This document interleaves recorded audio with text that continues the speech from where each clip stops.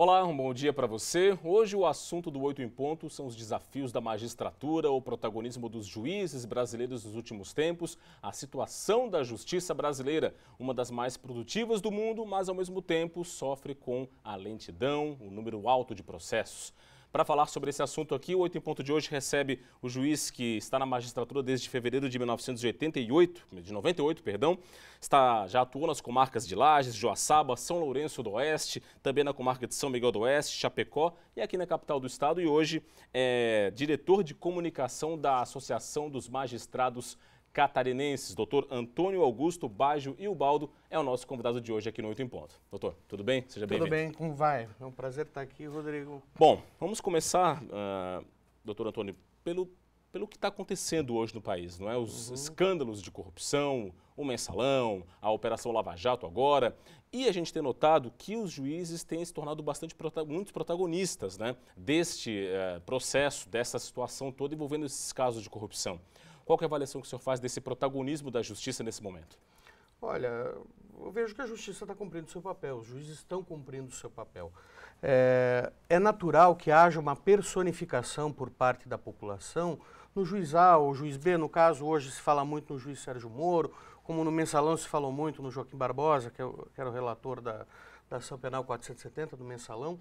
Mas isso, essa personificação, na verdade, traduz nada mais, nada menos do que aquilo que todos os juízes, ou a imensa maioria dos juízes, está fazendo no Brasil todo. São quase 17 mil juízes, cada um dentro da sua competência, agindo com a mesma retidão de caráter, com a mesma competência, com a mesma serenidade que os juízes que eventualmente estão mais na mídia em razão de algum assunto palpitante, mas estão todos aí cumprindo o seu dever em assuntos de corrupção que muitas vezes não tem essa dimensão nacional, mas tem uma dimensão local, e também em assuntos banais, em assuntos criminais, em brigas de vizinho, em acidentes de trânsito e assim por diante.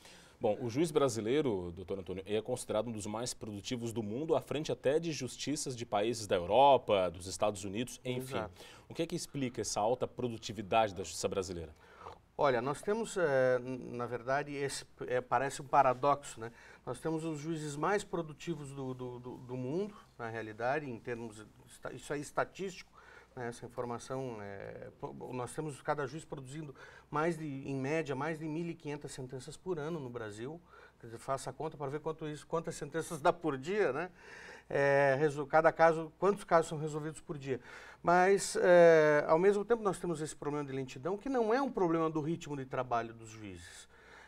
Nós temos, se você comparar, por exemplo, a Itália, tem uma justiça que pode ser considerada mais lenta do que a do Brasil. E a justiça brasileira em muita coisa se inspirou na justiça da Itália em outros tempos, né? Então, isso talvez explique, em parte, porque, na verdade, nós temos muitos recursos, nós temos muito trâmite processual, muitos procedimentos distintos, nós temos muita chance de judicialização das coisas. Quando outros países adotam, vamos dizer, uma política de portas mais fechadas, ou seja, só se chega à justiça depois de todo um trâmite extrajudicial, de tentativas de conciliação, etc., para depois sim acionar o judiciário, fazer valer o trabalho de um juiz para a solução de um problema que de outra maneira não se pode resolver. O juiz brasileiro tem em média 6 mil processos aí por juiz, não é, para ser julgado aqui no Brasil. Isso também é muito mais alto do que vários países. Agora, nessa linha, né, da lentidão, o que explica esse alto número de processos por magistrado? É ainda uma percepção equivocada das pessoas sobre o que vem a ser fazer justiça? O brasileiro está muito acostumado a, no menor conflito, já buscar uma solução judicializada, ao invés de trabalhar, sentar, serenar os ânimos e discutir, tentar resolver antes de chegar na frente do juiz? Sim, Rodrigo, isso são diversos fatores. Não se pode só atribuir isso à cultura popular do litígio. Não é só o povo que busca muito o judiciário. Busca porque confia no judiciário também. Mas você veja que nós temos o maior cliente, entre aspas, do judiciário, é o Estado. Né?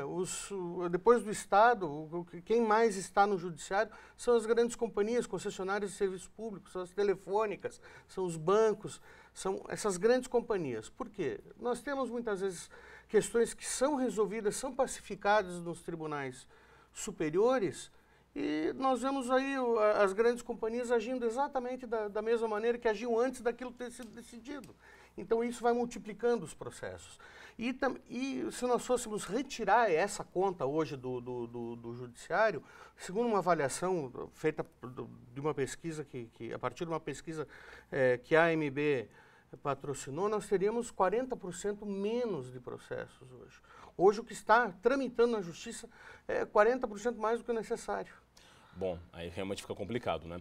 E como resolver então esse problema? Depende do tipo de justiça que o brasileiro quer para daqui para frente? Vai ser necessário fazer alguma opção sobre que tipo de judiciário a população quer? Exatamente. Nós temos que nos preocupar com o modelo. Se nós vamos continuar com o mesmo modelo, e a tendência é não continuarmos com o mesmo modelo, porque nós temos aí já a modificação, temos aí, por exemplo, o novo Código de Processo Civil, que embora não seja a solução para todos os males, pretende dar vamos dizer assim, trazer um modelo mais razoável e alguns instrumentos para julgamento coletivo de múltiplas ações individuais.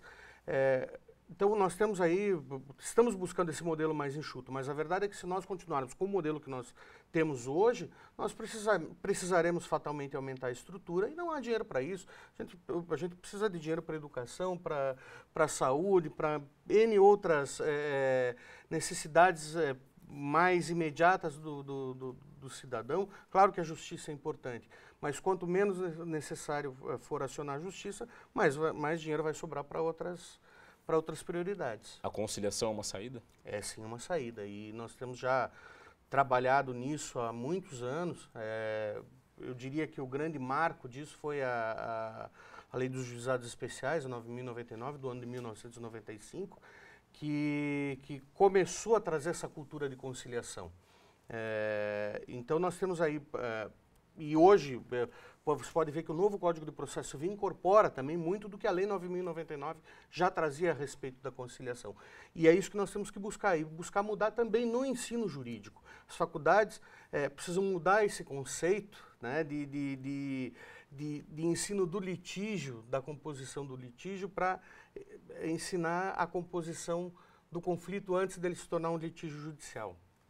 Bom, doutor, um caso que vem chamando bastante atenção nos últimos tempos foi essa decisão do Supremo Tribunal Federal, voltando atrás numa decisão dele próprio, de anos antes, para possibilitar a prisão de presos condenados já em segunda instância, o que antes não acontecia. Sim. Qual a avaliação dessa decisão? Que impacto isso tem na vida jurídica, no regulamento jurídico brasileiro? Olha, isso há polêmica entre os operadores do direito, entre os juristas, há muita polêmica a respeito dessa decisão.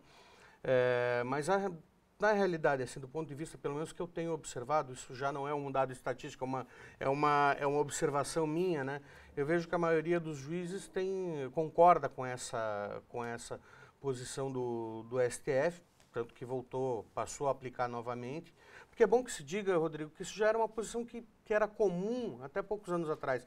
Até creio 2008 ou 2009, algo assim, não me recordo agora de que ano é o acórdão que modificou isso. Mas era comum, já se expedia o PEC, ou seja, a guia de recolhimento, o condenado começar a cumprir pena logo após a segunda instância, né? E sem prejuízo dos recursos, né? Isso em algum momento mudou e depois o STF voltou atrás.